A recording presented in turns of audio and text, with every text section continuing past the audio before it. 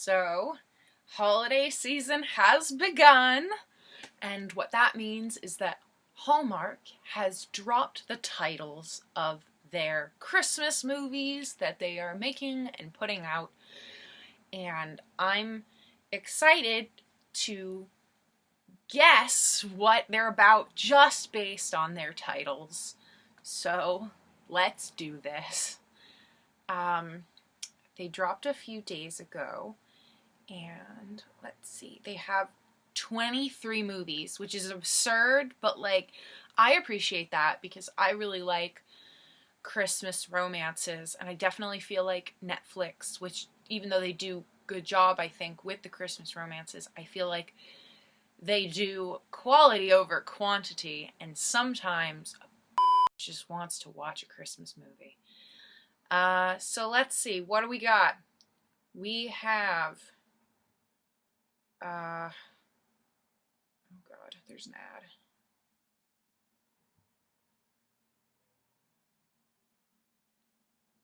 A Christmas tree grows in Brooklyn. So I would imagine this as, let's say, Lainey Darling is a corporate magnate in Brooklyn who doesn't have time for Christmas until she meets Darius Bradford, who is in charge of the local community gardens. So she bumps into Darius when she's picking out a Christmas tree for her boss, right? So Lainey's like, I don't believe in Christmas because her dad died on Christmas or something. And so, but she has to get this tree or else for the boss's Christmas party or else she'll be fired. And so she bumps into Darius, and Darius is like, yeah, I'm selling these Christmas trees to benefit the community gardens. And she's like, because she's corporate, and apparently you can't be corporate and also love traditional things. But when she sees him at the Christmas party as her secretary's +1, she realizes that he's very charming and not the country bumpkin she thought he was.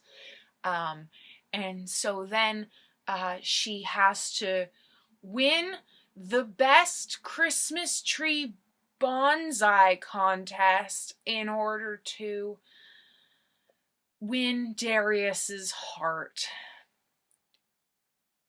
It's a tiny Christmas tree decorating competition. That's what I'm imagining. So that's what I would say A Christmas Tree Grows in Brooklyn is about. I liked that title. It came to me, it like struck me as more than like Jingle Bell Bride or whatever. How about A Royal Holiday? That's another one.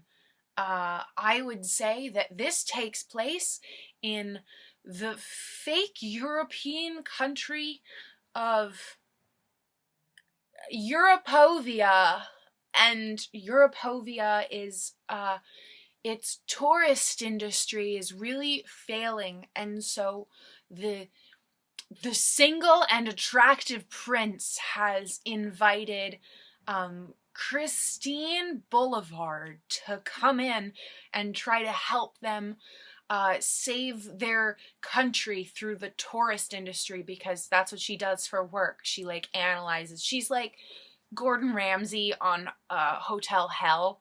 She like comes in and she's like, well, those drapes should be a different color, and oh, this carpet is very last season, and why isn't the ice skating rink open? That seems quite charming. So that's what Christine does for work. The prince has been recently spurned in love. He had a fiance who was the cousin of the crown prince of Morocco, and so he was going to marry below his station for love, but she actually, and her name is Sophia, let's go with that. Sophia actually got with Romanian royalty, the crown prince of Romania. And so the prince, did I give him a name? His name is Prince Smirnoff now. He's quite sad and beleaguered by this devastating blow to his ego and his heart. And so he doesn't believe in Christmas anymore.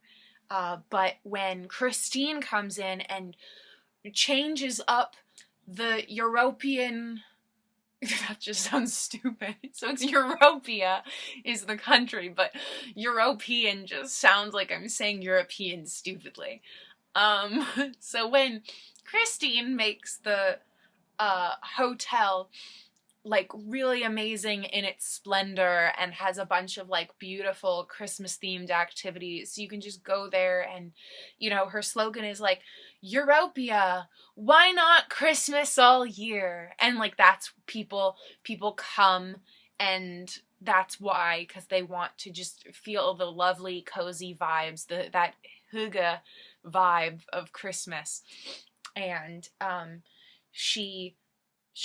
when Prince Smirnoff is feeling very sad because it's the anniversary of when he was supposed to marry his ex-fiance, Christine makes him just a really splendid hot chocolate, and he realizes that his ex-fiance wasn't true love. Christine is true love, and it ends with them kissing, implied that she shall become the next queen of Europea.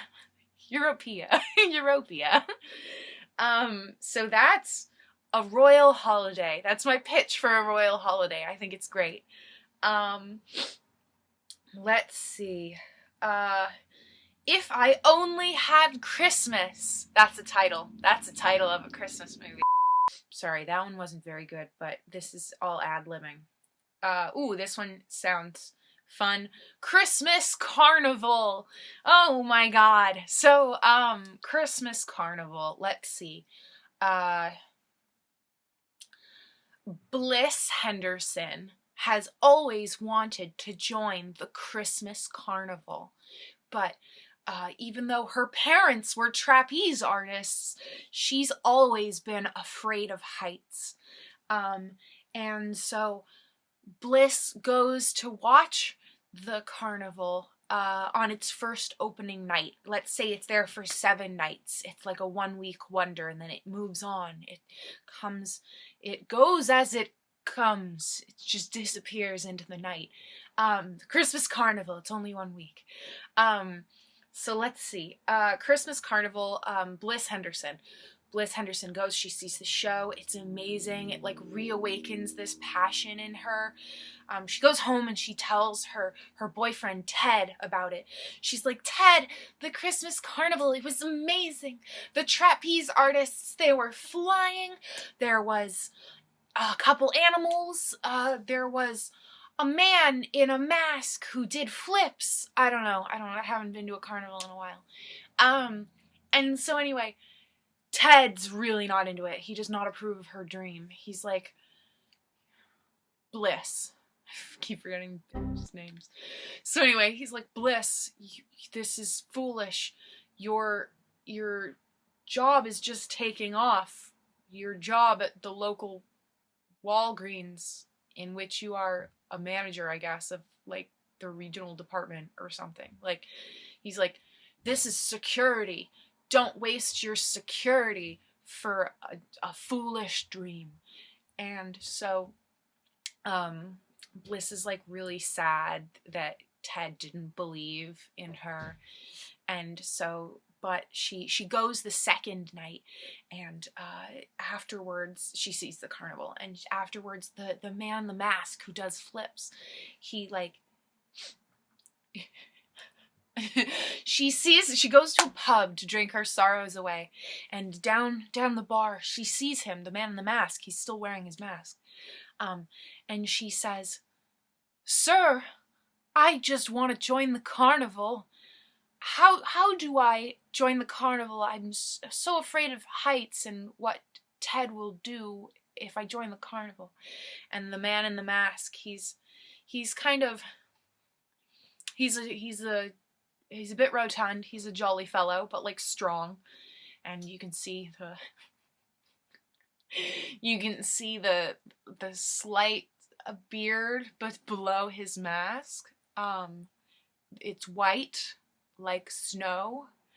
And when she asks him this question, he goes, "Ho ho ho, Bliss, the only thing holding you back is you, and maybe also your mean boyfriend, Ted. Ho ho ho."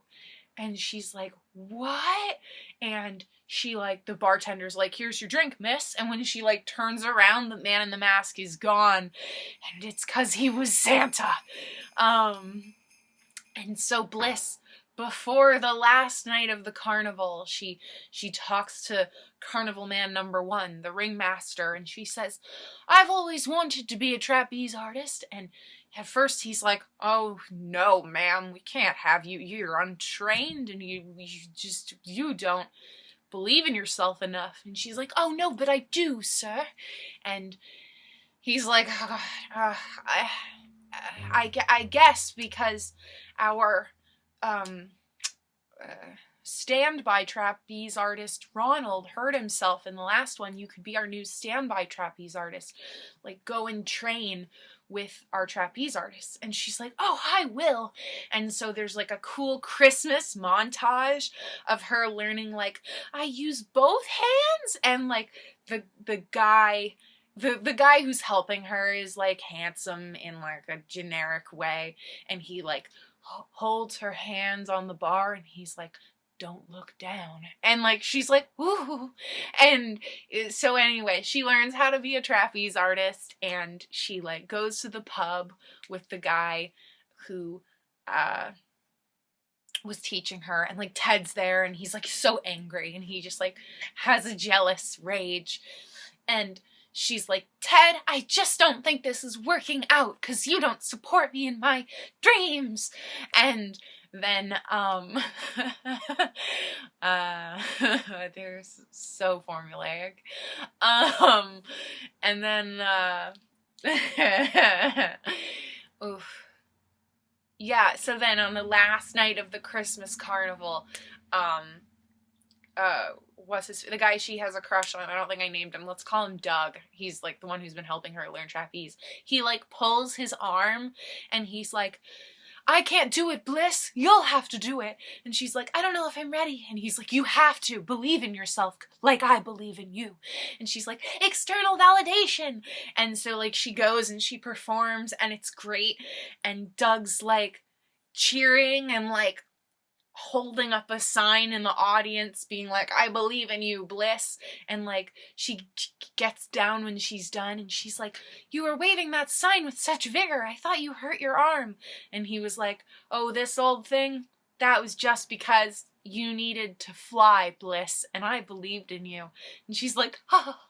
And then they kiss, and that's the end of the movie. Ah!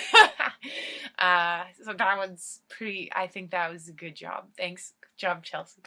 So yeah, those are how I envisioned these movies. Maybe I'll ad-lib some more. There's like 23 of them, so, but I didn't want to take up too much of your time, so this is about 20 minutes. Thank you for watching. Yeah. You can subscribe if you want. I'll do more videos. They'll keep happening whether you subscribe or not. But I did like this one. This one was fun. Just the happiest I've ever been. Cool. Yeah. Bye. Happy almost Christmas.